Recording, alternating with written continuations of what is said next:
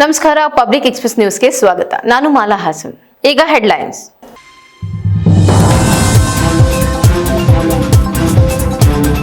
ಆಲೂರಿನಲ್ಲಿ ಸಂಭವಿಸಿದ ನಿಗೂಢ ಸ್ಫೋಟದಲ್ಲಿ ದಂಪತಿ ಗಂಭೀರ ಗಾಯ, ಹೆಚ್ಚಿನ ಚಿಕಿತ್ಸೆಗೆ ಬೆಂಗಳೂರಿಗೆ ರವಾನೆ. ಸ್ಫೋಟಕದ ನಿಖರ ಕಾರಣ ಪತ್ತೆಗೆ ಎಫ್ಎಸ್ಎಲ್ ತಂಡ ತನಿಖೆ ಆರಂಭ. ಎಸ್ಪಿ ಮೊಹಮ್ಮದ್ ಸುಜಿತಾ ಮಾಹಿತಿ. ಸ್ಥಳಕ್ಕೆ ಶಾಸಕ ಸಿಮೆಂಟ್ ಮಂಜು ಹಾಗೂ ಪೊಲೀಸ್ ಅಧಿಕಾರಿಗಳು ಭೇಟಿ ನೀಡಿ ಪರಿಶೀಲನೆ.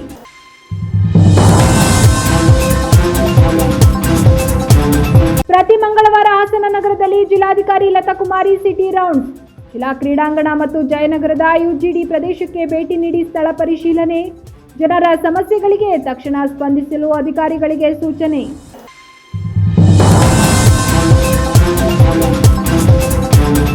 ಹಾಸನದ ಏಮ್ಸ್ ಆಸ್ಪತ್ರೆಯಲ್ಲಿ ರೇಡಿಯೋಥೆರಪಿ ಸೆಂಟರ್ಗೆ ಬೀಗ. ಕೋಟ್ಯಾಂತರ ವೆಚ್ಚದಲ್ಲಿ ನಿರ್ಮಿಸಿದ ಸೆಂಟರ್ ಈಗ ನಿರುಪಯೋಗ. ಆಡಳಿತದ ನಿರ್ಲಕ್ಷ್ಯ ಆರೋಪ. ಚಿಕಿತ್ಸೆ ಸಿಗದೆ ರೋಗಿಗಳು ಬೆಂಗಳೂರು ಖಾಸಗಿ ಆಸ್ಪತ್ರೆಗಳಿಗೆ ಶರಣು.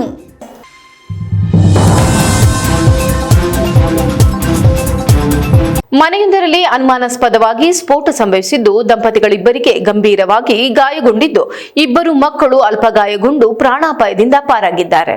ಆಲೂರು ತಾಲೂಕಿನ ಹಳೆ ಆಲೂರು ಗ್ರಾಮದಲ್ಲಿ ಸೋಮವಾರ ರಾತ್ರಿ ಸಂಭವಿಸಿದ ನಿಗೂಢ ಸ್ಫೋಟ ಪ್ರಕರಣದಿಂದ ಗ್ರಾಮದಲ್ಲಿ ಆತಂಕ ಉಂಟಾಗಿತ್ತು.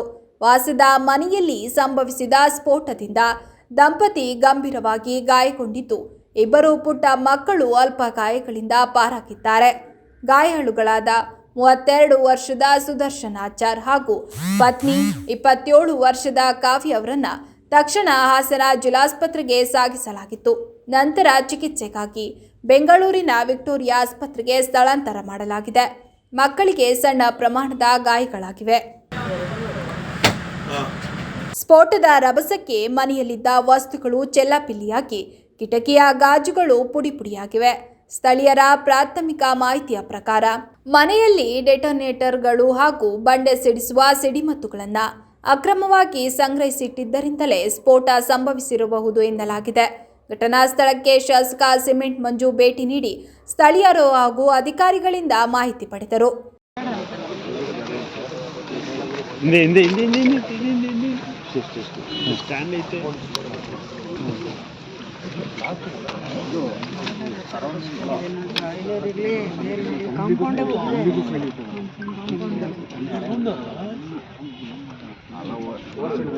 ಘಟನೆಯ ಕುರಿತು ಮಾತನಾಡಿದ ಹಾಸನ ಜಿಲ್ಲೆಯ ಎಸ್ಪಿ ಮೊಹಮ್ಮದ್ ಸುಜಿತಾ ಅವರು, ಸ್ಫೋಟಕ್ಕೆ ಕಾರಣ ಏನು ಎಂಬುದರ ಪತ್ತೆಗೆ ಮೈಸೂರು ಎಫ್ಎಸ್ಎಲ್ ಹಾಗೂ ಬೆಂಗಳೂರಿನ ವಿಶೇಷ ಎಫ್ಎಸ್ಎಲ್ ತಂಡವನ್ನು ಕರೆಸಲಾಗಿದೆ.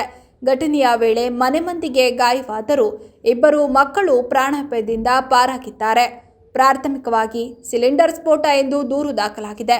ಆದರೆ ನಿಖರ ಕಾರಣ ತಿಳಿಯಲು ಎಫ್ಎಸ್ಎಲ್ ವರದಿ ಅಗತ್ಯ ಎಂದು ಮಾಹಿತಿ ನೀಡಿದರು. ಈ ಘಟನೆ ಆಲೂರು ಪೊಲೀಸ್ ಠಾಣಾ ವ್ಯಾಪ್ತಿಯಲ್ಲಿ ದಾಖಲಾಗಿದ್ದು, ಪೊಲೀಸರು ಮುಂದಿನ ತನಿಖೆ ಮುಂದುವರೆಸಿದ್ದಾರೆ. ದಿನಾಂಕ 29/9/2025 ಮೋಹನ್ ಕುಮಾರ್, ಆಲೂರು ತಾಲೂಕು ಸೇರಿದ ಮೋಹನ್ ಕುಮಾರ್ ಮನೆಯಲ್ಲಿ ಒಂದು ಸ್ಫೋಟವನ್ನು ಆಗಿರ್ತಾರೆ. ಅವ್ರ ಮನೆಯಲ್ಲಿ ಮೋಹನ್ ಕುಮಾರ್ ಅವರು, ಅವ್ರ ಮಗನಾದ ಸುದರ್ಶನ್, ಸೊಸೆಯಾದ ಕಾವ್ಯ ಮತ್ತು ಮೊಮ್ಮಕ್ಕಳು ಪ್ರೀತಮ್, ಗೌತಮ್ ಮತ್ತು ಇನ್ನೊಬ್ರು ಚಿಕ್ಕ ಮಗುನೂ ಇರ್ತದೆ. ಈ ಮನೆಯಲ್ಲಿ ಅವ್ರು ವಾಸ ಮಾಡ್ಕೊಂಡು ಬಂದಿರ್ತಾರೆ. ಸುಮಾರು ರಾತ್ರಿ 8:30 to 9:00 ಟೈಮಲ್ಲಿ ಅವ್ರ ಮನೆಯಲ್ಲಿ ಯಾವಾಗ ಮೋಹನ್ ಕುಮಾರ್ ಅವ್ರ ಮೊಮ್ಮಕ್ಕಳೆಲ್ಲ ಕೂತ್ಕೊಂಡು ಹಾಲ್ ಕೂತ ಸಮಯದಲ್ಲಿ ಒಂದು ಗ್ಲಾಸ್ ಸೌಂಡ್ ಒಂದು ಕೇಳುತ್ತೆ. ಆ ಸಮಯದಲ್ಲಿ ಅವ್ರ ಮನೆಯಲ್ಲಿ ಕಿಟಕಿ ಅಲ್ಲಿ ಗ್ಲಾಸ್ ಎಲ್ಲ ಇರ್ತಾರೆ, ಎಲ್ಲ ಒಡೆದೋಗುತ್ತೆ.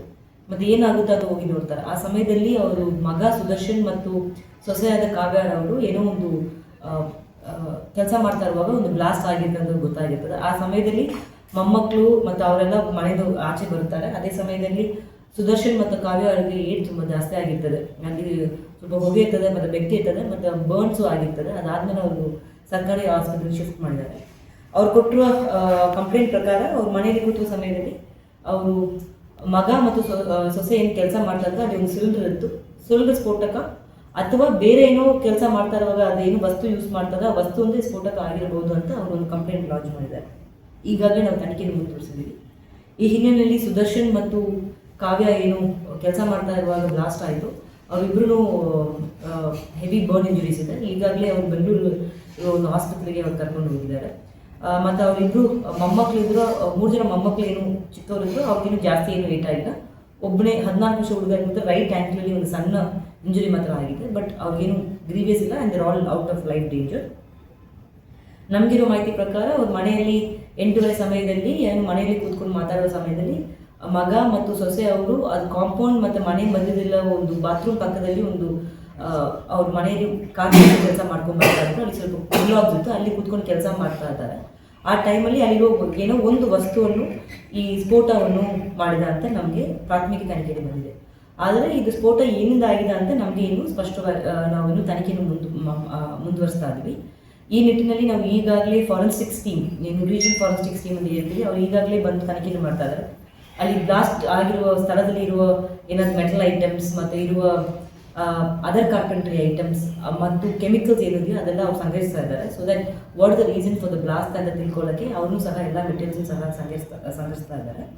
ಈ ನಿಟ್ಟಿನಲ್ಲಿ ಇನ್ನೂ ನಮಗೆ ಸ್ವಲ್ಪ ಹೆಚ್ಚಿನ ಮಾಹಿತಿ ಬರಲಿ ಅಂತ ಕಾರಣಕ್ಕೋಸ್ಕರ ಸ್ವಲ್ಪ ದೊಡ್ಡ ಮಟ್ಟಿಗೆ ಆಗಿರಬಹುದು ಅಂತ ಅದು ಕಾಂಪೌಂಡ್ ವಾಲ್ನ ಬಿದ್ದಿದೆ ಅಂತ ಕಾರಣಕ್ಕೋಸ್ಕರ ತನಿಖೆಯನ್ನು ಮುಂದುವರಿಸೋಕ್ಕೆ ನಾವು ಸ್ಪೆಷಲ್ ಟೀಮ್ ಬೆಂಗಳೂರಿನ ಕರೆಸ್ತೀವಿ. ಅವರು ಬಂದಿದ್ದಾರೆ.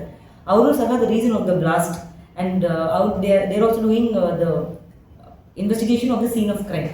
What are the item that could have led to the scene of crime ಅಂತ ಆರ್ ದ ಬ್ಲಾಸ್ಟ್. ಈ ಸಂಬಂಧಪಟ್ಟಂಗೆ ಅವರು ಕೊಟ್ಟಿರೋ ಮಾಹಿತಿ ಪ್ರಕಾರ ಮತ್ತು MLC ಪ್ರಕಾರ ಸಿಲಿಂಡರ್ ಬ್ಲಾಸ್ಟ್ ಅಂತ ಅವರು ಕೊಟ್ಟಿದ್ದಾರೆ. ಅದನ್ನೂ ಸಹ ನಾವು ತನಿಖೆ ಮಾಡ್ತೀವಿ. ಜಿಲ್ಲಾಧಿಕಾರಿ ಲತಾಕುಮಾರಿ ಇಂದು ನಗರದ ಸಿಟಿ ರೌಡ್ಸ್ನಲ್ಲಿ ಜಿಲ್ಲಾ ಕ್ರೀಡಾಂಗಣ ಹಾಗೂ ಜಯನಗರದ UGD ಪ್ರದೇಶಕ್ಕೆ ಭೇಟಿ ನೀಡಿ ಸ್ಥಳ ಪರಿಶೀಲನೆ ನಡೆಸಿದರು. ಬೆಳಗ್ಗೆಯಿಂದಲೇ ಅಧಿಕಾರಿಗಳ ತಂಡದೊಂದಿಗೆ ಹೊರಟಿದ್ದ ಅವರು ಮೊದಲು ಕ್ರೀಡಾಂಗಣಕ್ಕೆ ಭೇಟಿ ನೀಡಿ ನಡೆಯುತ್ತಿರುವ ಕಾಮಗಾರಿಗಳು ಹಾಗೂ ಕ್ರೀಡಾಪಟುಗಳಿಗೆ ಅಗತ್ಯವಾದ ಸೌಲಭ್ಯಗಳ ಕುರಿತು ಅಧಿಕಾರಿಗಳಿಂದ ಮಾಹಿತಿ ಪಡೆದರು. ಸ್ಥಳೀಯ ಕ್ರೀಡಾಪಟುಗಳು ಹಾಗೂ ನಾಗರಿಕರು ಸೂಚಿಸಿದ ಅಸಮಾಧಾನಗಳನ್ನು ಆಲಿಸಿದ ಅವರು ತಕ್ಷಣವೇ ಸಂಬಂಧಪಟ್ಟ ಅಧಿಕಾರಿಗಳಿಗೆ ಕ್ರಮ ಕೈಗೊಳ್ಳುವಂತೆ ಸೂಚನೆ ನೀಡಿದರು. ನಂತರ ಜಯನಗರದ UGD ಪ್ರದೇಶಕ್ಕೆ ತೆರಳಿ ಒಳಚರಂಡಿ, ರಸ್ತೆ ಹಾಗೂ ಕುಡಿಯುವ ನೀರಿನ ಸಮಸ್ಯೆಗಳನ್ನು ಪರಿಶೀಲಿಸಿದ ಜಿಲ್ಲಾಧಿಕಾರಿ ಜನರ ಅಸಮಾಧಾನಗಳಿಗೆ ತಕ್ಷಣ ಸ್ಪಂದಿಸಿ ತಾಂತ್ರಿಕ ಮತ್ತು ಆಡಳಿತಾತ್ಮಕ ಅಡಚಣೆಗಳನ್ನು ಶೀಘ್ರದಲ್ಲೇ ಬಗೆಹರಿಸುವ ಭರವಸೆ ನೀಡಿದರು. ಈ ವೇಳೆ ಜಿಲ್ಲಾಧಿಕಾರಿ ಲತಾಕುಮಾರಿ ಮಾಧ್ಯಮದೊಂದಿಗೆ ಮಾತನಾಡಿ, ಸಮಸ್ಯೆಗಳನ್ನು ತಡ ಮಾಡದೆ ಬಗೆಹರಿಸುವುದು ನಮ್ಮ ಕರ್ತವ್ಯ. ಜನರು ನೇರವಾಗಿ ಹೇಳುವ ತೊಂದರೆಗಳನ್ನು ಪರಿಶೀಲಿಸಿ ತಕ್ಷಣ ಕ್ರಮ ಕೈಗೊಳ್ಳಲಾಗುವುದು. ಆಡಳಿತ ಯಂತ್ರ ಸದಾ ಜನತೆಗೆ ಲಭ್ಯವಾಗಬೇಕು ಎಂದು ತಿಳಿಸಿದರು. ಇದು ಈ ಏರಿಯಾನು ಪ್ಲಾನ್ ಮಾಡಿದ್ದಾರೆ. ಜಾಗ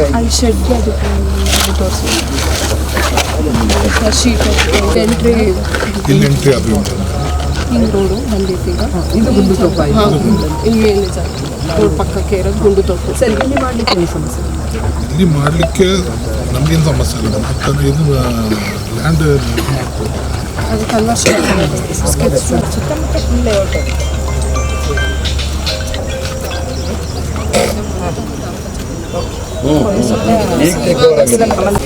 ಒಂದೊಂದು ಅಪಾರ್ಟ್ಮೆಂಟಲ್ಲಿ 5,000, 1,000 ಬಿಲ್ಡಿಂಗ್ಸ್. ಅವ್ರದ್ದು UGD ಎಲ್ಲಿರ್ತದೆ ರೀ? ಅಲ್ಲೇ ಇರ್ತದೆ. ಎಷ್ಟು ಲಿಸನ್, ಅಲ್ಲೇ ಇರ್ತದೆ. ನಮ್ಮ 100-200 ಮನೆಗಳು ಇದ್ದರೆ ಅವ್ರದ್ದು UGD ಆ ಕಾಂಪೌಂಡ್ ಇರ್ತದಲ್ಲ, ಅಲ್ಲೇ ಕಾಂಪೌಂಡ್ ಒಳಗಡೆ ಇರ್ತದೆ. ಬೇರೆ ಮನೆ ಮಾಡೋಕ್ಕೆ ಬರಲ್ಲ. They will even have A STP. ಅದನ್ನು ಟ್ರೀಟ್ಮೆಂಟ್ ಪ್ಲಾಂಟ್ ಇರ್ತದೆ. ಆ ಟ್ರೀಟ್ಮೆಂಟ್ ಮಾಡಿ ಅದನ್ನು ಬಿಡ್ತಾರೆ ಅವರು.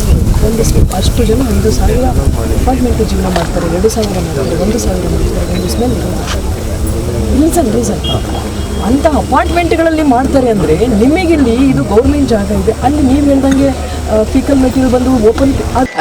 ಇವತ್ತು ಪ್ರತಿ ಮಂಗಳವಾರ ನಾವೊಂದು ಸಿಟಿ ರೌಂಡ್ಸ್, ನಮ್ಮ ಹಾಸನ ಸಿಟಿ ರೌಂಡ್ಸನ್ನು ತಗೊಳ್ತಾ ಇರ್ತೇವೆ. ಈ ವಾರ ನಾವು ಬೆಳಗ್ಗೆ 7 ಗಂಟೆಗೆ ಪ್ರಾರಂಭ ಮಾಡಿದ್ವಿ ನಮ್ಮ ಅಧಿಕಾರಿಗಳೊಂದಿಗೆ. ನಮ್ಮ ತಹಸೀಲ್ದಾರ್ ಅವರು, ನಮ್ಮ PD UDC ಅವರು, PWD ಮತ್ತು ಇತರ ಅಧಿಕಾರಿಗಳು ಎಲ್ಲರೊಂದಿಗೆ ನಾವು ಒಂದು ಸಿಟಿ ರೌಂಡ್ಸನ್ನು ಶುರು ಮಾಡಿದಾಗ ಮೊದಲನೇದಾಗಿ ನಾವು ಸ್ಟೇಡಿಯಂ, ನಮ್ಮ ನಗರ ಸ್ಟೇಡಿಯಮನ್ನು ಭೇಟಿಯಾದ್ವಿ.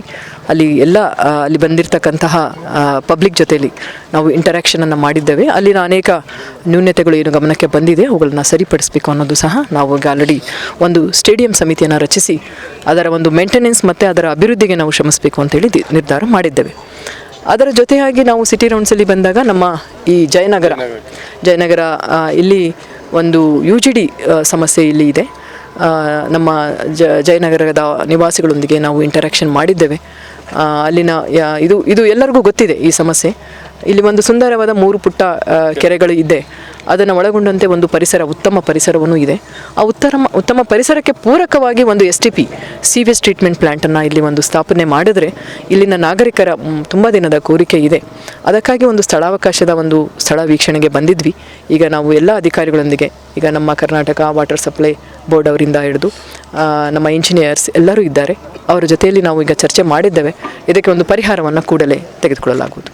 Thank you. ಹಿಮ್ಸ್ ಆಸ್ಪತ್ರೆಯ ರೇಡಿಯೋಥೆರಪಿ ಸೆಂಟರ್ ಬಳಕೆಯಾಗದೆ ಬಡ ಕ್ಯಾನ್ಸರ್ ರೋಗಿಗಳು ಬೆಂಗಳೂರಿನ ಖಾಸಗಿ ಆಸ್ಪತ್ರೆಗಳತ್ತ ತೆರಳುವ ಸ್ಥಿತಿ ನಿರ್ಮಾಣವಾಗಿದೆ. ಹಾಸನದ ಹಿಮ್ಸ್ ಆಸ್ಪತ್ರೆಗೆ ಬರುವ ರೋಗಿಗಳ ಪಾಡು ಹೇಳತೀರದಾಗಿದೆ. ಕ್ಯಾನ್ಸರ್ ರೋಗಿಗಳ ಚಿಕಿತ್ಸೆಗಾಗಿ ಸರ್ಕಾರ ಕೋಟ್ಯಾಂತರ ವೆಚ್ಚದಲ್ಲಿ ರೇಡಿಯೋಥೆರಪಿ ಸೆಂಟರ್ ನಿರ್ಮಾಣ ಮಾಡಿದೆ. ಆದರೆ ಕೆಲ ತಿಂಗಳುಗಳ ಕಾಲ ಯಂತ್ರೋಪಕರಣಗಳಿಂದ ಚಿಕಿತ್ಸೆ ನೀಡಿದ ವೈದ್ಯರು ಕಳೆದ 3 ತಿಂಗಳುಗಳಿಂದ ರೇಡಿಯೋಥೆರಪಿ ಸೆಂಟರ್ಗೆ ಬೀಗ ಜಡಿದು ಯಂತ್ರ ಕೆಟ್ಟು ನಿಂತಿದೆ ಎಂಬ ಉಡಾಫೆ ಉತ್ತರ ನೀಡುತ್ತಿದ್ದಾರೆ. ಇದರಿಂದಾಗಿ ಸೂಕ್ತ ಚಿಕಿತ್ಸೆ ದೊರೆಯದ ಬಡ ರೋಗಿಗಳು ದೂರದ ಬೆಂಗಳೂರು ಹಾಗೂ ಖಾಸಗಿ ಆಸ್ಪತ್ರೆಗಳ ಮೊರೆ ಹೋಗುವ ಅನಿವಾರ್ಯತೆ ಎದುರಾಗಿದೆ.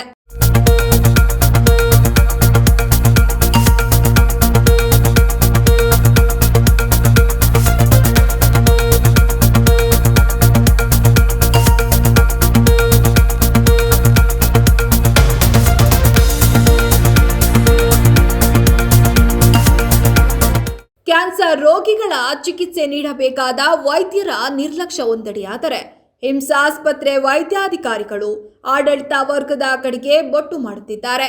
ಯಂತ್ರೋಪಕರಣಗಳ ಖರೀದಿಗೆ ನೀಡಬೇಕಾದ ಬಾಕಿ ಮೊತ್ತ ಪಾವತಿಗೊಂಡಿಲ್ಲ. ಹೀಗಾಗಿ ಯಂತ್ರೋಪಕರಣ ಬಳಕೆಯನ್ನ ನಿರ್ಮಾಣ ಸಂಸ್ಥೆ ತಡೆ ಹಿಡಿದಿದೆ ಎಂಬ ಮಾತುಗಳು ಅಧಿಕಾರಿಗಳಿಂದ ಕೇಳಿ ಬರ್ತಿದೆ. ತಮ್ಮ ಸಹೋದರಿಗೆ ಕ್ಯಾನ್ಸರ್ ಚಿಕಿತ್ಸೆಗಾಗಿ ಹಿಮ್ಸ್ ಆಸ್ಪತ್ರೆಗೆ ತೆರಳಿದ್ದ ರೈತ ಮುಖಂಡ ಸೂಕ್ತ ಚಿಕಿತ್ಸೆ ದೊರಕದಿದ್ದಾಗ ಈ ಬಗ್ಗೆ ಆಸ್ಪತ್ರೆ ಆಡಳಿತ ವರ್ಗದವರನ್ನ ಸಂಪರ್ಕಿಸಿ ಸಮರ್ಪಕ ಮಾಹಿತಿಯನ್ನ ಕಲೆ ಹಾಕಿದ್ದಾರೆ. ನಾನಿವತ್ತು ಹಿಮ್ಸ್ ಆಸ್ಪತ್ರೆಯಲ್ಲಿ ರೇಡಿಯೇಷನ್ ಚಿಕಿತ್ಸೆ ಕೊಡ್ತಾ ಇಲ್ಲ ಕ್ಯಾನ್ಸರ್ ರೋಗಿಗಳಿಗೆ. ಇದು ಗಂಭೀರವಾದಂಥ ವಿಚಾರ. ನನ್ನ ಎಲ್ಲ ಹಾಸನ ಜಿಲ್ಲೆಯ ನಾಗರಿಕ ಬಂಧುಗಳು ಇವತ್ತು ಪಕ್ಷಾತೀತವಾಗಿ ಪ್ರಶ್ನೆ ಮಾಡಬೇಕಾದಂಥ ಸಂದರ್ಭ ಬಂದಿದೆ. ಯಾಕಂದರೆ ಇವತ್ತು ಶಿಕ್ಷಣ ಮತ್ತು ಆರೋಗ್ಯ ಈ ಎರಡರ ಬಗ್ಗೆನೇ ತುಂಬ ಜನ ವೆಚ್ಚ ಮಾಡ್ತಾ ಇರೋದು.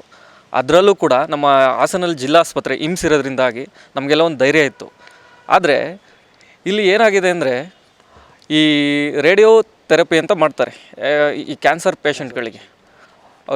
ಈ ರೇಡಿಯೋ ಥೆರಪಿ ಇದರಲ್ಲಿ 3 ತಿಂಗಳಿಂದ ರೋಗಿಗಳಿಗೆ ಚಿಕಿತ್ಸೆ ನೀಡ್ತಾ ಇಲ್ಲ. ನಾವು ಯಾಕೆ ಏನು ಅಂತ ಬಂದು ಕೇಳಿದಾಗ ಈ ಅಧಿಕಾರಿಗಳು ಇಲ್ಲಿರ್ತಕ್ಕಂಥ ಸಿಬ್ಬಂದಿಗಳೆಲ್ಲ ಬೇಜವಾಬ್ದಾರಿತನದ ಉತ್ತರ ಕೊಡ್ತಾ ಇದ್ದಾರೆ. ಸೊ ಇದನ್ನು ನಾವು ಕೂಲಂಕುಷವಾಗಿ ನಾವು ವಿಷಯ ಮಾಹಿತಿ ಕಲೆ ಹಾಕಿದಾಗ ಇಲ್ಲೇನಾಗ್ತದೆ ಅಂದರೆ ಒಂದು ದೊಡ್ಡ ಹಗರಣನೇ ನಡೆದಿರ್ಬೋದು ಅಂತ ನಮಗೆ ಅನುಮಾನ ಬರ್ತಾಯಿದೆ.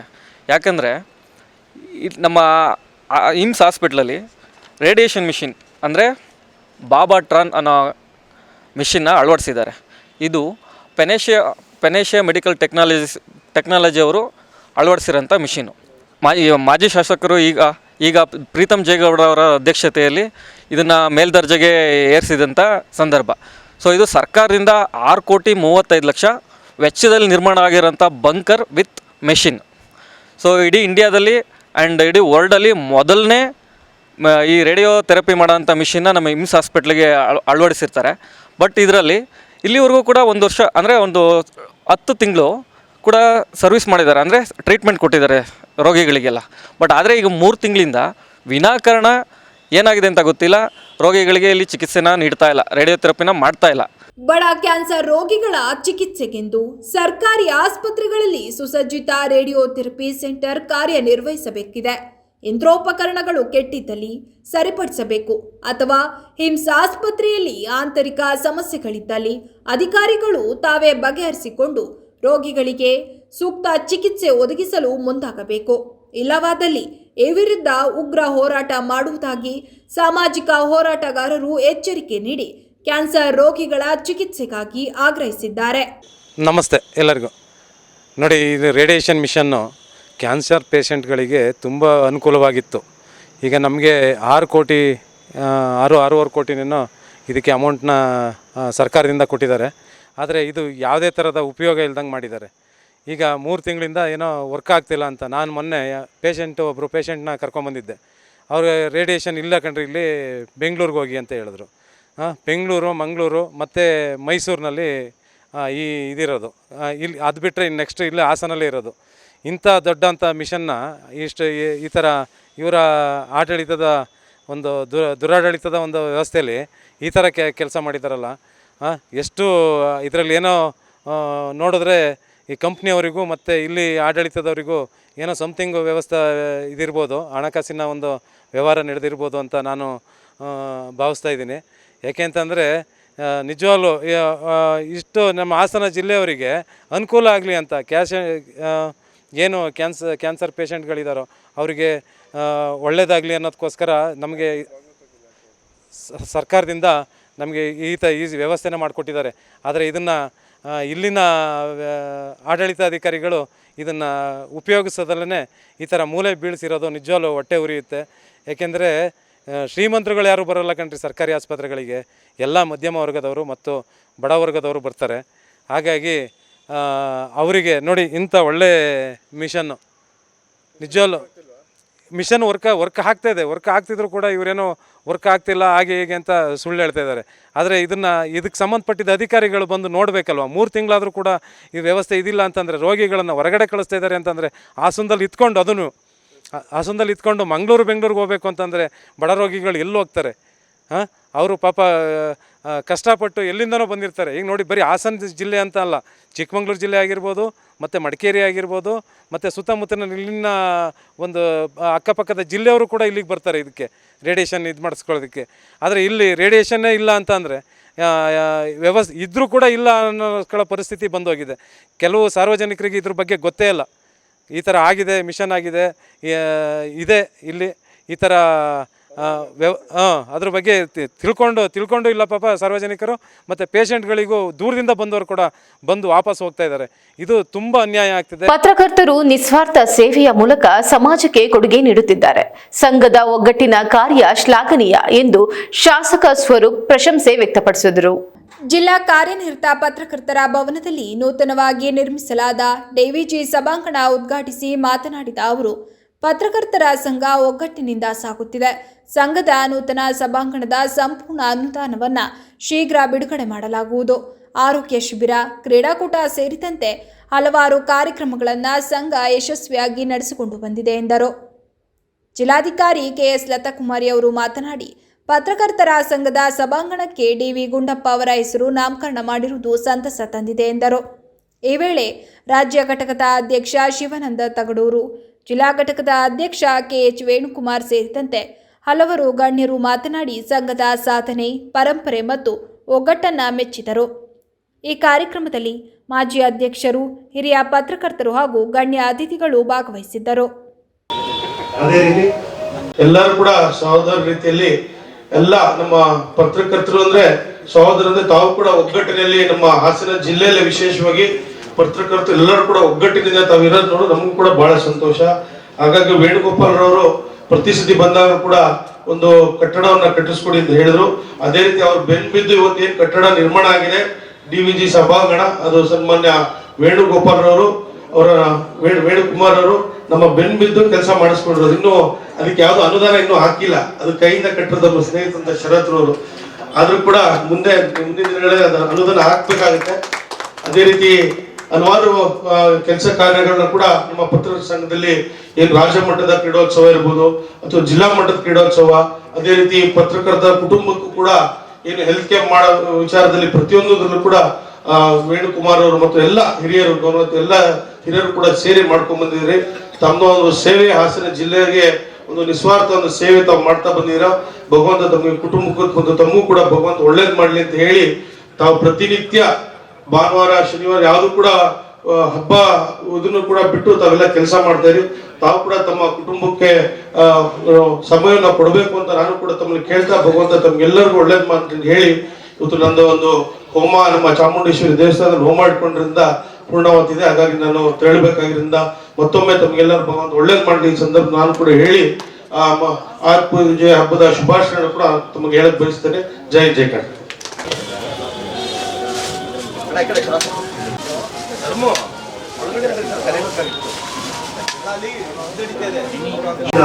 ಸ್ವಾಗತವನ್ನು ಕೋರ್ತಿದ್ದೇವೆ.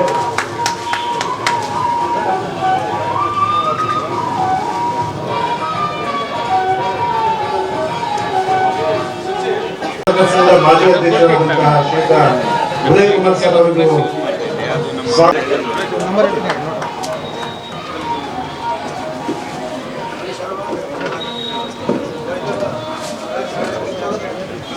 ಕಾರ್ಯರತ ಪತ್ರಕರ್ತರ ಸಂಘದ ಕಾರ್ಯಕ್ರಮ ಒಂದು ಸಂತೋಷ ಸಮಾರಂಭ ನಮ್ಮೆಲ್ಲರಿಗೂ. ಯಾಕಂದ್ರೆ ಹಾಸನ ಜಿಲ್ಲಾಧಿಕಾರಿಗಳು ಅವರನ್ನ ಅತ್ಯಂತ ಪ್ರೀತಿಯಿಂದ ಈ ಒಂದು ಕಾರ್ಯಕ್ರಮಕ್ಕೆ ಸ್ವಾಗತಿಸುತ್ತಿದ್ದೇವೆ.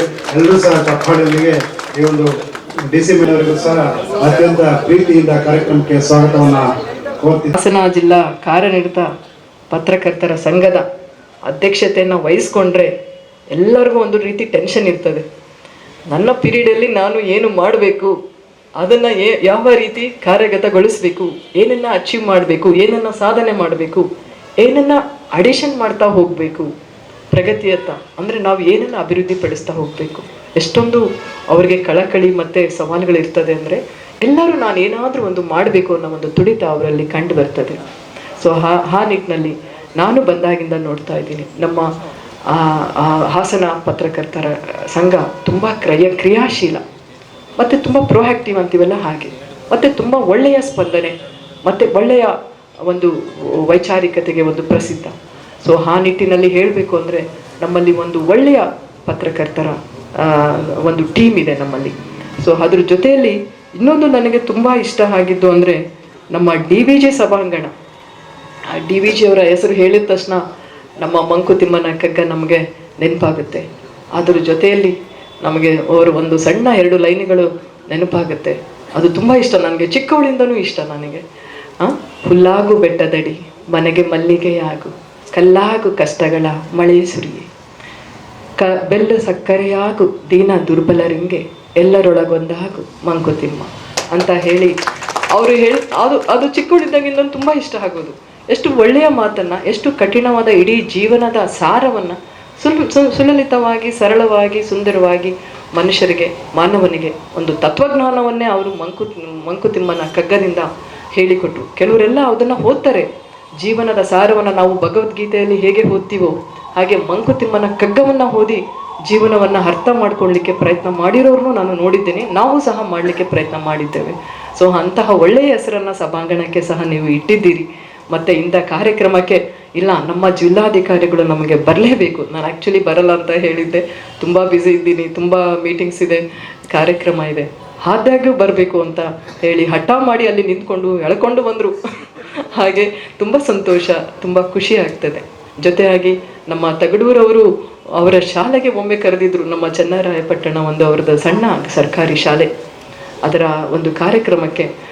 ಬಟ್ ಕ್ಷಮಿಸಬೇಕು, ಅವತ್ತು ಎಷ್ಟು ನಾನು ಬರಲಿಕ್ಕೆ ಒಪ್ಪಿದ್ದೆ ಮತ್ತು ಬರಬೇಕು ಅಂತಲೂ ಪ್ರಯತ್ನ ಮಾಡಿದೆ, ಆದಾಗ್ಯೂ ಅದು ಸಾಧ್ಯ ಆಗಲಿಲ್ಲ, ಕ್ಷಮಿಸಿ, ಅನ್ಯಥಾ ಭಾವಿಸಬೇಡಿ. ಅವತ್ತು ನಾನು ತುಂಬ ಬ್ಯುಸಿಯಾಗಿ ಹೋದೆ. ಹಾಗಾಗಿ ಕೆಲವು ಸರಿ ನಾನು ಬರಲಿಕ್ಕೆ ಆಗೋದಿಲ್ಲ, ಮತ್ತು ಕೆಲವು ಸರಿ ಫೋನನ್ನು ಎತ್ತೋದಿಲ್ಲ. ಕೆಲವರು ಕೋಪನೂ ಮಾಡ್ಕೊಂಡಿದ್ದಾರೆ, ಫೋನ್ ಎತ್ತೋದಿಲ್ಲ ಅಂತ ಹೇಳಿ ಕೋಪ ಮಾಡ್ಕೊಂಡಿದ್ದಾರೆ, ಪ್ರತಿಭಟನೆ ಮಾಡಲಿಕ್ಕೆ ಹೊರಟಿದ್ದಾರೆ. ಸೊ ಅವ್ರಿಗೂ ಸಹ ನಾನು ಕ್ಷಮೆ ಕೇಳ್ತೀನಿ, ಖಂಡಿತ ಮಾಡಬೇಡಿ ಆಯಿತಾ. Very good. ತುಂಬ ಒಂದು ಸ್ನೇಹಮಯ ವಾತಾವರಣದಲ್ಲಿ ಒಂದು ಒಳ್ಳೆಯ ಕೆಲಸ ಮಾಡಲಿಕ್ಕೆ ಒಂದು ಅವಕಾಶ. ತುಂಬ ಧನ್ಯವಾದಗಳು. ತಮ್ಮ ಕೆಲಸವನ್ನು ಈ ರೀತಿಯಾಗಿ ನಿಖರವಾಗಿ, ನಿಷ್ಠೂರವಾಗಿ, ಸತ್ಯದ ಪರವಾಗಿ ಯಾವತ್ತೂ ನಿಮ್ಮ ಕೆಲಸ ಇರಲಿ ಅಂತ ಹೇಳ್ತಾ ನನ್ನ ಮಾತುಗಳನ್ನು ಮುಗಿಸ್ತಾ ಇದ್ದೇನೆ. ಧನ್ಯವಾದಗಳು. ಹಾಸನ ನಗರದ ತಣ್ಣೀರು ಹಳ್ಳದಲ್ಲಿ ರಸ್ತೆ ಗುಂಡಿ ಸಮಸ್ಯೆ ಪರಿಹಾರಕ್ಕಾಗಿ ಮಹಾನಗರ ಪಾಲಿಕೆ ಮೇಯರ್ ಭರವಸೆ ನೀಡಿದಂತೆ ಇಂದು ದುರಸ್ತಿ ಕಾಮಗಾರಿ ಆರಂಭಿಸಿದ್ದು ಸ್ಥಳೀಯರಿಂದ ಭಾರಿ ಮೆಚ್ಚುಗೆ ವ್ಯಕ್ತವಾಗಿದೆ. ಹಾಸನ ನಗರದ ತಣ್ಣೀರು ಹಳ್ಳದಲ್ಲಿ ಹಲವು ತಿಂಗಳಿಂದ ರಸ್ತೆ ಗುಂಡಿಗಳು ನಾಗರಿಕರಿಗೆ ತಲೆನೋವಾಗಿತ್ತು. ವಾಹನ ಸಂಚಾರಕ್ಕೆ ತೊಂದರೆ ಉಂಟಾಗುತ್ತಿದ್ದು, ಮಳೆಗಾಲದಲ್ಲಿ ಸವಾರರು ಮತ್ತು ಪಾದಚಾರಿಗಳು ಅಪಾಯಕ್ಕೆ ಒಳಗಾಗುತ್ತಿದ್ದರು. ಈ ಸಮಸ್ಯೆಯನ್ನು ಪರಿಹರಿಸಲು ಇತ್ತೀಚೆಗೆ ಮಹಾನಗರ ಪಾಲಿಕೆಯ ಸಾಮಾನ್ಯ ಸಭೆಯಲ್ಲಿ ಮೇಯರ್ ಗುಂಡಿ ಮುಚ್ಚುವ ಭರವಸೆ ನೀಡಿದ್ದರು. ಅದರಂತೆ ಇಂದು ಕಾಮಗಾರಿಗೆ ಚಾಲನೆ ದೊರೆತಿದ್ದು ಸ್ಥಳೀಯರಿಂದ ಭಾರಿ ಬೆಂಬಲ ವ್ಯಕ್ತವಾಗಿದೆ. ಅನೇಕ ಬಾರಿ ಸ್ಥಳೀಯರು ನೀಡಿದ ಮನವಿಗೆ ಸ್ಪಂದಿಸಿದ ಪಾಲಿಕೆ ತುರ್ತು ಕ್ರಮವಾಗಿ ರಸ್ತೆ ದುರಸ್ತಿ ಕೈಗೊಂಡಿದೆ. ಮಳೆಗಾಲ ಪೂರ್ವದಲ್ಲಿಯೇ ಕಾಮಗಾರಿ ಪೂರ್ಣಗೊಳಿಸಿ ಸಂಚಾರ ಸುಗಮಗೊಳಿಸುವುದು ಗುರಿ ಎಂದು ಪಾಲಿಕೆ ಅಧಿಕಾರಿಗಳು ತಿಳಿಸಿದ್ದಾರೆ. ಸ್ಥಳೀಯರು ಪಾಲಿಕೆಯ ಈ ಹೆಜ್ಜೆಯನ್ನು ಸ್ವಾಗತಿಸಿ ದೀರ್ಘಕಾಲಿಕ ಪರಿಹಾರಕ್ಕಾಗಿ ಗುಣಮಟ್ಟದ ಕಾಮಗಾರಿ ನಡೆಸಬೇಕೆಂದು ಒತ್ತಾಯಿಸಿದ್ದಾರೆ.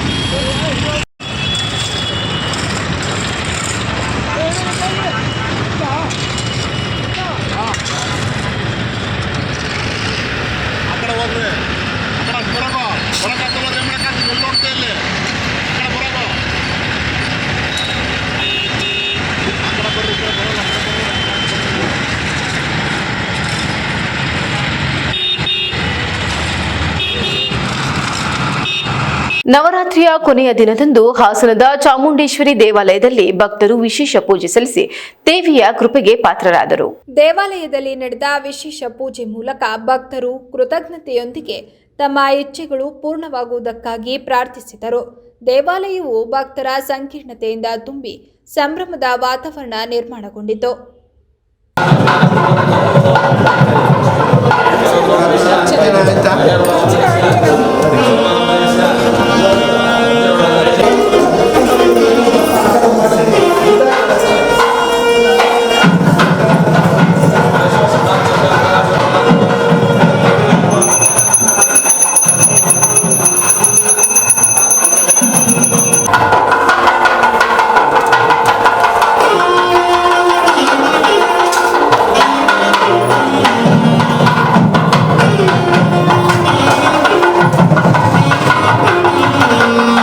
ಶ್ರೀ ಗುರುಭ್ಯೋ ನಮಃ. ಈಗ ಇವತ್ತಿನ ವಿಶೇಷ ಏನಪ್ಪ ಅಂತಂದರೆ, ಇವತ್ತಿನಿಂದ 8ನೇ ದಿನ ದುರ್ಗಾಷ್ಟಮಿ ಅಂತ ಈಗ ವಿಶೇಷವಾಗಿ ಶರನ್ನವರಾತ್ರಿ ಅಂತ ವಿಶೇಷವಾಗಿ ಇವತ್ತಿನ ಕಾರ್ಯಕ್ರಮಗಳು ನಡೀತಾ ಇದೆ. 9 ದಿನವೂ ಅಮ್ಮನವರಿಗೆ ವಿಶೇಷವಾದ ಅಲಂಕಾರಗಳು. ಪ್ರತಿದಿನ ಕೂಡ ಬ್ರಾಹ್ಮಿ, ಮಾಹೇಶ್ವರಿ, ಕೌಮಾರಿ, ವೈಷ್ಣವಿ, ವಾರಾಹಿ, ಇಂದ್ರಾಣಿ, ಚಾಮುಂಡ, ಸಪ್ತಮಾತೃಕೆ, ಮಹಾಕಾಳಿ, ಮಹಾಲಕ್ಷ್ಮಿ, ಮಹಾಸರಸ್ವತಿ, ಹೀಗೆ 9 ರೀತಿಯಾದ ಅಲಂಕಾರಗಳು ಬರುತ್ತೆ. ಆ ಅಲಂಕಾರಗಳು ಯುಕ್ತವಾಗಿ ಭಗವತಿ ಇವತ್ತು ವಿಜೃಂಭಣೆಯಿಂದ ವಿಶೇಷವಾದ ಅಲಂಕಾರದಲ್ಲಿ ಇವತ್ತಿನ ಮಾಡಿರ್ತಕ್ಕಂಥದ್ದು ದುರ್ಗಾ ಪರಮೇಶ್ವರಿ ಅಲಂಕಾರ. ಇವತ್ತು ದುರ್ಗಿ ಅಲಂಕಾರ ಆಗಿದೆ. ನಾಳೆ ದಿನ ಚಾಮುಂಡಿ ಅಲಂಕಾರ, ತದನಂತರ ರಾಜರಾಜೇಶ್ವರಿ ಅಲಂಕಾರ ಅಂಥೇಳಿ ಕೊನೆಯ ದಿನ ಪ್ರಸಾದ ವಿನಿಯೋಗ ಎಲ್ಲ ಇರುತ್ತೆ. ಇವತ್ತು ಹೋಮ ಯಜ್ಞಯಾಗಾದಿಗಳೆಲ್ಲ ನಡೀತಾ ಇದೆ. ದುರ್ಗಾಷ್ಟಮಿ ಆಗಿರೋದ್ರಿಂದ ಇವತ್ತಿನ ವಿಶೇಷ ಅಮ್ಮನವರಿಗೆ ಪ್ರಸಾದ ಸ್ವರೂಪದಲ್ಲಿ ಎಲ್ಲರಿಗೂ ಕೂಡ ಅವಳ ಆಶೀರ್ವಾದ ಸಿಕ್ಕಲಿ ಅಂಥೇಳಿ ಹೋಮ ಹವನಾದಿಗಳೆಲ್ಲ ಇದೆ. ಇವತ್ತು ದುರ್ಗಾಷ್ಟಮಿ. ಇನ್ನು ಈ ನವರಾತ್ರಿ ವಿಶೇಷ ಏನಪ್ಪ ಅಂತಂದರೆ 9 ದಿನದ ವಿಶೇಷ ಅಲಂಕಾರ, ವಿಶೇಷ ಪೂಜೆ. ವಿಶೇಷವಾಗಿ ಅವಳಿಗೆ ಬೆಳಗಿನ ಜಾವ 5 ಗಂಟೆಯಿಂದ ವಿಶೇಷ ಪೂಜೆ, ಅಭಿಷೇಕ, ಅಲಂಕಾರಾದಿಗಳು, ಶ್ರೀಚಕ್ರ ಪೂಜೆ ಎಲ್ಲ ರೀತಿಯೂ ಆಗಿ ಮಧ್ಯಾಹ್ನ 12 ಗಂಟೆ 12:30ಕ್ಕೆ ಮಹಾಮಂಗಳಾರತಿ, ತದನಂತರ ತೀರ್ಥಪ್ರಸಾದ. ಸಾಯಂಕಾಲ 5:30ಕ್ಕೆ ಮತ್ತೆ ಪ್ರಾರಂಭ ಆಗುತ್ತೆ. 5:30ರಿಂದ 9:30 ತನಕ ಮತ್ತೆ ಪೂಜೆ ವಿಧಿವಿಧಾನಗಳು ನಡೆಯುತ್ತೆ. ಅರಕಲಗೂಡು ತಾಲೂಕಿನ ಚಿಕ್ಕಹಳ್ಳಿ ಗ್ರಾಮ ಪಂಚಾಯಿತಿ ಅಭಿವೃದ್ಧಿ ಅಧಿಕಾರಿ ಮನು ಸಿಪಿ ವಿರುದ್ಧ ಅಮಾನತುಗೊಳಿಸುವಂತೆ ಸಾರ್ವಜನಿಕರು ಶಾಸಕರಿಗೆ ದೂರು ಸಲ್ಲಿಸಿದ್ದಾರೆ. ಈ ಸ್ವತ್ತು ವಿತರಣೆ ವಿಳಂಬವಾಗಿದ್ದು, ಕೆಲ ಪ್ರಕರಣಗಳಲ್ಲಿ ಹಣದ ಬೇಡಿಕೆ ಇಟ್ಟಂತ ಆರೋಪ ಕೇಳಿಬಂದಿದ್ದು, 15ನೇ ಹಣಕಾಸು ಯೋಜನೆಗೆ ಸಂಬಂಧಿಸಿದ ಸಾಮಾನ್ಯ ಸಭೆಗಳನ್ನು ನಡೆಸದೆ ಅನುದಾನ ದುರುಪಯೋಗ ಮಾಡಲಾಗಿದೆ ಎಂದು ಸ್ಥಳೀಯರು ಆರೋಪಿಸಿದ್ದಾರೆ. ಸಾರ್ವಜನಿಕರು ಅಧಿಕಾರಿಯ ನಿರ್ಲಕ್ಷಣೆಯಿಂದ ತೊಂದರೆ ಅನುಭವಿಸುತ್ತಿದ್ದರಿಂದ ಕಾನೂನು ಕ್ರಮ ಕೈಗೊಂಡು ತನಿಖೆ ನಡೆಸಿ ಅಧಿಕಾರಿಯನ್ನ ಅಮಾನತುಗೊಳಿಸುವಂತೆ ಶಾಸಕ ಎ ಮಂಜು ಅವರಿಗೆ ಮನವಿ ಪತ್ರವನ್ನು ಸಲ್ಲಿಸಿದ್ದಾರೆ.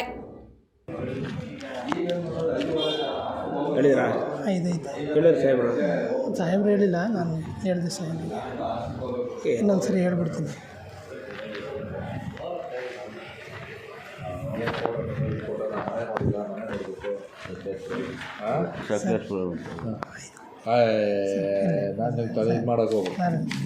ಇನ್ನೊಂದ್ಸರಿ ಬರ್ತೀನಿ ಸರ್. ನಿಜವಲ್ಲೂ ಸರ್ ನೀವು ಕೊಡಿ ಸರ್. ಇಲ್ಲಾಂದ್ರೆ ಹಾಕ್ಕೊಡ್ತೀನಿ. ಯಾಕೆ ನನ್ನ ಸ್ಯಾಲ್ರಿ ಆಗಿಲ್ಲ, ಮಂತ್ ಎಂಡು. ನಮ್ಮ ಕಷ್ಟನೂ ಅರ್ಥ ಮಾಡ್ಕೋಬೇಕು, ನೀವು ಅರ್ಥ ಮಾಡ್ಕೋಬೇಕು ಸರ್. ಏನು ಹೆಸರು ಹಾಕ್ಕೊಡ್ತೀನಿ ಸರ್.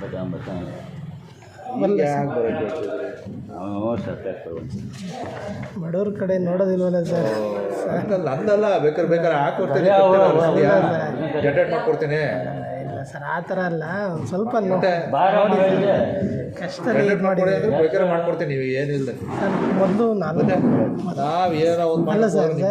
ಮೊದಲು 4 ಕೊಟ್ಟಿದ್ದೆ. ಏನೋ ಅರ್ಧ ನಾಳೆ ಇದು ಮಾಡಿ, ನಾಳೆ ಅಷ್ಟೊತ್ತಿಗೆ ಅಪ್ರೂವಲ್ ಆಗುತ್ತಾ ಸರ್? ಮೊದಲು ಕೊಟ್ಟಿದ್ದೆ ಸರ್. ನಾನು ಹೇಳ್ತೀನಿ, ಹೋಗಿ ಆಯ್ತು ನೀವು. ಸರಿ ಸರ್, ಆಯಿತು. ನಮಸ್ಕಾರ ಸ್ನೇಹಿತರೆ, ನನ್ನ ಹೆಸರು ಮಹೇಶ್ ಕೈಕೆ ಅಂತ. ನಾವು ಮೂಲತಃ ಕೋನಾಪುರ ಗ್ರಾಮ, ಅರಕಲಗೂಡು ತಾಲೂಕು, ಹಾಸನ ಜಿಲ್ಲೆ. ವಿಷಯ ಏನಪ್ಪ ಅಂದರೆ ನಾವು ಕೋನಗುಪ್ಪುರ ಗ್ರಾಮದಲ್ಲಿ ನಾವು ವಾಸವಿದ್ದು ನಮ್ಮ ಗ್ರಾಮ ಪಂಚಾಯತ್ ವ್ಯಾಪ್ತಿಯ ಪಿ ಡಿ ಒ ಮನೂರವರು ಪಿ ಡಿ ಒ ಅಧಿಕಾರಿ ಮನೂರವರು ಈ ಹಿಂದೆ ಸುಮಾರು ದಸರಾ ಸಮಯದಲ್ಲಿ ನಾನು ಅವರಿಗೆ ಈ ಸೊತ್ತು ಖಾತೆ ಮಾಡಲಿಕ್ಕೆ ಕೊಟ್ಟಿದ್ದೆ ಎರಡು ಜಾಗದ್ದು. ಅದರಲ್ಲಿ ಒಂದು ಜಾಗದ್ದು ಈ ಸೊತ್ತಾಗಿದೆ, ಅದರ ಕಾಪಿಯನ್ನು ಕೊಟ್ಟಿದ್ದಾರೆ. ಆದರೆ ಇನ್ನೊಂದು ಈ ಸೊತ್ತು ಕಾಪಿಯನ್ನು ಕೊಡಿ ಅಂತ ಹೇಳಿದರೆ ಅವ್ರಿಗೆ ಈಗಾಗಲೇ ನಾನು 9,000 ಹಣವನ್ನು ಪಾವತಿ ಮಾಡಿದ್ದೆ. ಜೊತೆಗೆ 2,000 ಕಂದಾಯವನ್ನು ಕೂಡ ನಾನು ಕಟ್ಟಿದ್ದೇನೆ. ಈಗ ಈ ಸೊತ್ತು ಆದಮೇಲೆ ಒಂದು ಕಾಪಿ ಕೊಡಿ ಅಂತ ಹೇಳಿದರೆ ಅವರು ಈ ಸೊತ್ತು ಕಾಪಿಯನ್ನು ಕೊಡದೆ ಸತಾಯಿಸ್ತಾ ಇದ್ದಾರೆ. ಮತ್ತು 9,000ಕ್ಕೆ ಸಂಬಂಧಪಟ್ಟಂತೆ ನಾನು ವಿಡಿಯೋಗಳನ್ನು ಮಾಡಿದ್ದೀನಿ, ಅವರು ಕಾಲ್ ರೆಕಾರ್ಡೆಲ್ಲ ಮಾಡಿದ್ದೀನಿ. ಇದನ್ನು ನಾನು ಇ ಒ ಅವರ ಸಮ್ಮುಖದಲ್ಲಿ ಅವ್ರಿಗೂ ಕೂಡ ಒಂದು ದೂರನ್ನು ಕೊಟ್ಟಿದ್ದೇನೆ. ಆದರೆ ಸರಿಯಾದಂಥ ಒಂದು ರೆಸ್ಪಾನ್ಸು ಅಧಿಕಾರಿಗಳಿಂದ ನನಗೆ ಸಿಗ್ತಾ ಇಲ್ಲ. ಅವ್ರ ಮೇಲೆ ಸೂಕ್ತ ಕ್ರಮ ಆಗಬೇಕು. ಒಂದು ಈ ಸೊತ್ತು ಮಾಡಲಿಕ್ಕೆ ಸರ್ಕಾರಿ ಫೀಸ್ ಅಂತ ಇರೋದು 50 ರೂಪಾಯಿ. ಆದರೆ ನಾನು 9,000 ಕೊಟ್ಟರೂ ಕೂಡ ಅವರು ನನಗೆ ಈ ಸೊತ್ತು ಖಾತೆಯನ್ನು ಕೊಡ್ತಾ ಇಲ್ಲ. ಬೇರೆ ಬೇರೆ ರೀತಿಯ ಕಾರಣ ಹೇಳಿ ನನ್ನನ್ನು ಸತಾಯಿಸ್ತಾ ಇದ್ದಾರೆ. ಇದಕ್ಕೆ ಸಂಬಂಧಪಟ್ಟಂತೆ ಮೇಲಾಧಿಕಾರಿಗಳು ಸೂಕ್ತ ಕ್ರಮವನ್ನು ಕೈಗೊಂಡು ಅವ್ರ ಮೇಲೆ ಸೂಕ್ತ ಆ್ಯಕ್ಷನ್ ಮಾಡಬೇಕು ಅಂತ ಹೇಳಿ ನಾನು ಈ ಮೂಲಕ ಮೇಲಾಧಿಕಾರಿಗಳನ್ನು ಕೇಳ್ಕೊಳ್ತೇನೆ. ಹಾಗೂ ಈ ವಿಚಾರಕ್ಕೆ ಸಂಬಂಧಪಟ್ಟಂತೆ ನಾನು ಮೇಲಾಧಿಕಾರಿಗಳು ಕೂಡ ದೂರನ್ನು ಕೊಡ್ತೇನೆ ಹಾಗೂ ಕಾನೂನು ಹೋರಾಟಕ್ಕೂ ನಾನು ರೆಡಿ ಇದ್ದೇನೆ ಎಂಬುದನ್ನು ಈ ಮೂಲಕ ನಾನು ತಿಳಿಸ್ತಾ ಇದ್ದೇನೆ. ದೇಶ, ಧರ್ಮ ಹಾಗೂ ಸಮಾಜ ಸೇವೆಗಾಗಿ ಆರಂಭಗೊಂಡ ರಾಷ್ಟ್ರೀಯ ಸ್ವಯಂ ಸೇವಕ ಸಂಘ ಈ ವರ್ಷ ಶತಮಾನೋತ್ಸವವನ್ನು ಆಚರಿಸುತ್ತಿದೆ ಎಂದು ಶಾಸಕ ಎಚ್.ಕೆ. ಸುರೇಶ್ ಹೇಳಿದರು. ಈ ವೇಳೆ ಮಾತನಾಡಿದ ಅವರು 1925ರಲ್ಲಿ ವಿಜಯದಶಮಿಯಂದು ಪ್ರಾರಂಭವಾದ ಸಂಘ 2025ರ ವಿಜಯದಶಮಿಯಂದು ತನ್ನ 100ನೇ ವರ್ಷದ ಸಂಭ್ರಮವನ್ನು ಎದುರಿಸುತ್ತಿದೆ. ಈ ಹಿನ್ನೆಲೆಯಲ್ಲಿ ಸಮಸ್ತ ಸ್ವಯಂ ಸೇವಕ ಸಂಘದ ಎಲ್ಲ ಕಾರ್ಯಕರ್ತರಿಗೆ ಹಾರ್ದಿಕ ಶುಭಾಶಯಗಳನ್ನು ತಿಳಿಸಲಾಗಿದೆ ಎಂದರು. ಸಂಘದ ಎಲ್ಲ ಸ್ವಯಂ ಸೇವಕರು ಮಂಡಲ ಮತ್ತು ಗ್ರಾಮ ಪಂಚಾಯಿತಿ ಮಟ್ಟದಲ್ಲಿ ಗಣವೇಷ ಧರಿಸಿ ಶತಮಾನೋತ್ಸವ ದಿನವನ್ನು ಅತ್ಯಂತ ಸಂಭ್ರಮದಿಂದ ಆಚರಿಸಬೇಕೆಂದು ಸಂಘದ ಮುಖಂಡರು ಕರೆ ನೀಡಿದರು. ಸಮಾಜ ಸೇವೆಯ 100ರ ಹರಿಯದ ಪಯಣವನ್ನು ಪೂರೈಸುತ್ತಿರುವ ಸಂಘವು ಮುಂದಿನ ದಿನಗಳಲ್ಲಿ ದೇಶಭಕ್ತಿ, ಸಾಂಸ್ಕೃತಿಕ ಮೌಲ್ಯಗಳು ಮತ್ತು ಸಮಾಜ ಹಿತದ ಕಾರ್ಯಗಳಲ್ಲಿ ಮತ್ತಷ್ಟು ಶಕ್ತಿಯುತವಾಗಿ ತೊಡಗಿಸಿಕೊಳ್ಳಲಿದೆ ಎಂಬ ವಿಶ್ವಾಸವನ್ನು ವ್ಯಕ್ತಪಡಿಸಲಾಗಿದೆ. ಮಂಡಲದ ಮಟ್ಟದಲ್ಲಿ ಎಲ್ಲ ಹಿಂದೂ ಕಾರ್ಯಕರ್ತರು ಗಣವೇಶವನ್ನು ಧರಿಸಿ ಆಚರಣೆಯನ್ನ ಮಾಡಬೇಕು ಅಂತಕ್ಕಂಥದ್ದನ್ನ ನಾನು ಈ ಸಂದರ್ಭದಲ್ಲಿ ತಮ್ಮೆಲ್ಲರಿಗೂ ಮನವಿಯನ್ನ ಮಾಡ್ತಾ ಈ ಒಂದು 100 ವರ್ಷದ ಸಂಭ್ರಮಾಚರಣೆಯನ್ನು ಈ ದೇಶದ ನೆಚ್ಚಿನ ಪ್ರಧಾನಮಂತ್ರಿಯಾದ ನರೇಂದ್ರ ಮೋದಿ ಅವರು ಸಹ ಮನ್ ಕಿ ಬಾತ್ ಅಲ್ಲಿ ವಿಶೇಷವಾಗಿ ಇದರ ಬಗ್ಗೆ ಎಲ್ಲರಿಗೂ ತಿಳಿಸಿಕೊಟ್ಟಿರ್ತಕ್ಕಂಥದ್ದು ಒಂದು ವಿಶೇಷವಾದ ಸಂಗತಿಯಾಗಿರುತ್ತದೆ. ಹಾಗಾಗಿ ಈ ದೇಶ, ಈ ಸಮಾಜ, ಈ ಧರ್ಮಕ್ಕೋಸ್ಕರ ಇವತ್ತೇನಾದರೂ ಒಂದು ಸಂಘಟನೆ ಇದೆ ಅಂದ್ರೆ ಯಾವುದೇ ಒಂದು ಸಣ್ಣ ಗೊಂದಲ ಇಲ್ಲದೆ 100 ವರ್ಷ ಪೂರೈಸತಕ್ಕಂಥ ಒಂದು ಸಂಘಟನೆ ಈ ಜಗತ್ತಲ್ಲಿ ಇರ್ತಕ್ಕಂಥದ್ದು ಅದು ರಾಷ್ಟ್ರೀಯ ಸ್ವಯಂ ಸೇವಕ ಸಂಘ ಅಂತಕ್ಕಂಥದ್ದನ್ನ ಈ ಸಂದರ್ಭದಲ್ಲಿ ತಾವು ಹೇಳ್ತಾ ಈ ಒಂದು 100 ವರ್ಷದ ಎಲ್ಲ ಹಿಂದೂ ಕಾರ್ಯಕರ್ತರಿಗೆ, ವಿಶೇಷವಾಗಿ ಸ್ವಯಂ ಸೇವಕ ಬಂಧುಗಳಿಗೆ ನಾನು ಶುಭಾಶಯನ್ನ ಕೋರ್ತಾ ಇದ್ದೀನಿ. ಜೈ ಹಿಂದ್, ಜೈ ಕರ್ನಾಟಕ, ಜೈ ಭಾರತ್ ಮಾತಾ ಕಿ. ಈಗ ಮತ್ತೊಮ್ಮೆ ಹೆಡ್ಲೈನ್ಸ್.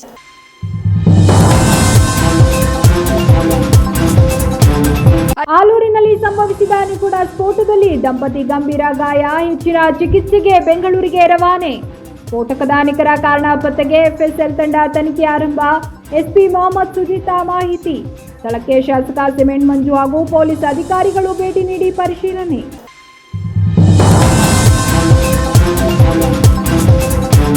ಪ್ರತಿ ಮಂಗಳವಾರ ಹಾಸನ ನಗರದಲ್ಲಿ ಜಿಲ್ಲಾಧಿಕಾರಿ ಲತಾಕುಮಾರಿ ಸಿಟಿ ರೌಂಡ್ಸ್. ಜಿಲ್ಲಾ ಕ್ರೀಡಾಂಗಣ ಮತ್ತು ಜಯನಗರದ ಯುಜಿಡಿ ಪ್ರದೇಶಕ್ಕೆ ಭೇಟಿ ನೀಡಿ ಸ್ಥಳ ಪರಿಶೀಲನೆ. ಜನರ ಸಮಸ್ಯೆಗಳಿಗೆ ತಕ್ಷಣ ಸ್ಪಂದಿಸಲು ಅಧಿಕಾರಿಗಳಿಗೆ ಸೂಚನೆ.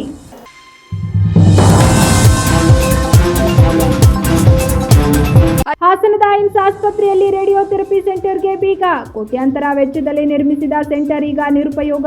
ಆಡಳಿತದ ನಿರ್ಲಕ್ಷ್ಯ ಆರೋಪ. ಚಿಕಿತ್ಸೆ ಸಿಗದೆ ರೋಗಿಗಳು ಬೆಂಗಳೂರು ಖಾಸಗಿ ಆಸ್ಪತ್ರೆಗಳಿಗೆ ಶರಣು.